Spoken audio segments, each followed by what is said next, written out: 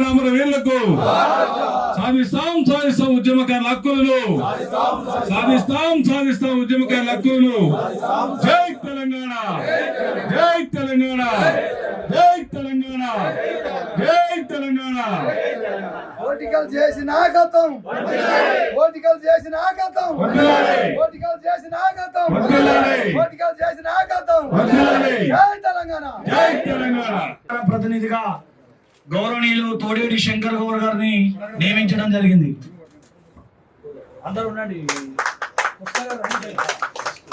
State secretary general గా బత్తుల సోమయ్య గారిని నియమించడం జరిగింది.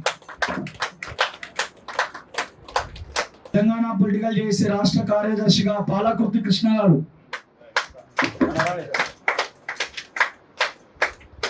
అనే ఉద్దేశానికి వస్తే తెలంగాణ రాష్ట్రంలో ఉద్యమకారులకు సంక్షేమ బోర్డును ఏర్పాటు చేయాలి. ఆ నిమిత్తం జనవరి 29వ తారీఖున హైదరాబాద్ ఇందిరా పార్క్ వద్ద 3000 మందితో మహాధర్నాకు శ్రీకారం చుట్టింది తెలంగాణ పొలిటికల్ జేఏసీ. తర్వాత ఫిబ్రవరి 5వ తేదీన బీసీలకు 42% రిజర్వేషన్లు కేటాయించాలని బీసీ మహాగర్జనకు ఫిబ్రవరి 5వ తారీఖున తెలంగాణ పొలిటికల్ జేఏసీ మహాధర్నాకు సమాయత్తం అవుతున్నది. అదేవిధంగా గోదావరి జలాల విషయంలో అధికార పక్షం ప్రతిపక్షం చేస్తున్న మోసాలను, మోసపూరిత విధానాలను ఎండగట్టడానికి ఫిబ్రవరి 15వ తేదీన లక్డీ కపుల్ సెంట్రల్ కోర్టు హోటల్లో ఈ గోదావరి జలాలపై తెలంగాణ పొలిటికల్ జేఏసీ ప్రజెంటేషన్ ఇవ్వబోతుంది. అదేవిధంగా ఫిబ్రవరి 25వ తారీఖున రైతుల కోసం ఇందిరా పార్క్ వద్ద రైతు మహాధర్నాను చేపట్టబోతున్నాం.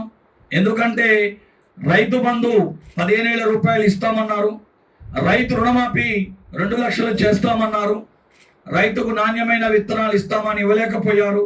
రైతులకు ఎరువుల కొరత, యూరియా కొరత ఏర్పడి రైతులు అనేక ఇబ్బందులు పడుతున్నారు. పండించిన పంటలకు గిట్టుబాటు ధర లేదు. అందులో భాగంగా ఫిబ్రవరి 15వ తారీఖున, ఫిబ్రవరి 25వ తారీఖున రైతుల కోసం రైతు గర్జనను ఇందిరా పార్క్ వద్ద చేయబోతున్నాం. అదే 5 ధర్నాల ద్వారా ఈ తెలంగాణ రాష్ట్ర ప్రభుత్వం యొక్క కళ్ళు తెరిపిస్తాం.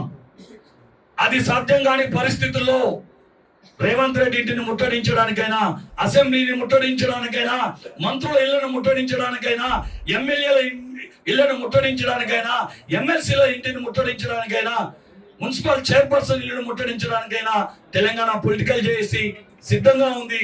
దానికి తగ్గ కార్యాచరణను సిద్ధం చేసిందని మన ఎలక్ట్రానిక్ మీడియా విలేకరులకి, ఈ ప్రెస్ మీట్కి వచ్చినటువంటి ఉద్యమకారులందరికీ, గౌరవ చైర్మన్ సత్యనారాయణ గారికి, శంకరన్నకి, మధుకి, రషీద్ అన్న, జానకిరెడ్డి గారు, పాలకుర్తి కృష్ణ గారు, ఇంకా చారి గారు, మిత్రులందరికీ కూడా తెలంగాణ ఉద్యమాభినందనలు తెలియజేస్తూ, మిత్రులరా, ఈ పాలన దొరపాలన అని చెప్పి, దోపిడీ రాజ్యం అని చెప్పి, నిజాం కంటే కూడా మించిపోయినటువంటి పాలన అని చెప్పి కొట్లాడి తెచ్చుకున్నటువంటి తెలంగాణ అప్పుల పాలవుతుందని చెప్పి తెలంగాణ సమాజం, ఉద్యమకారులు, అమరవీరుల కుటుంబాలన్నీ కలిసి కూడా కాంగ్రెస్ పార్టీకి అధికారం అప్పచెప్పడం జరిగింది. ఈ రేవంత్ రెడ్డి గారు ఇక్కడ తెలంగాణ రాష్ట్రాన్ని పాలించమని చెప్పి వాళ్ళ కేంద్ర హైకమాండ్ బాధ్యతలు అప్పగించగా ఆయన గారు ఇక్కడ ఒక అడుగు, ఢిల్లీలో ఒక అడుగు, ఆంధ్ర వాళ్ళే సలహాలు. మొత్తానికి ఈ రాష్ట్రాన్ని కేసీఆర్ కంటే కూడా అప్రూపాలు చేస్తున్నాడు తప్ప, లూటీ చేస్తున్నాడు తప్ప, ఢిల్లీకి కప్పం కడుతున్నాడే తప్ప, కానీ అభివృద్ధికి మాత్రం ఆయన ఎక్కడ కూడా అడుగులేసినటువంటి దాఖలాలు లేవు.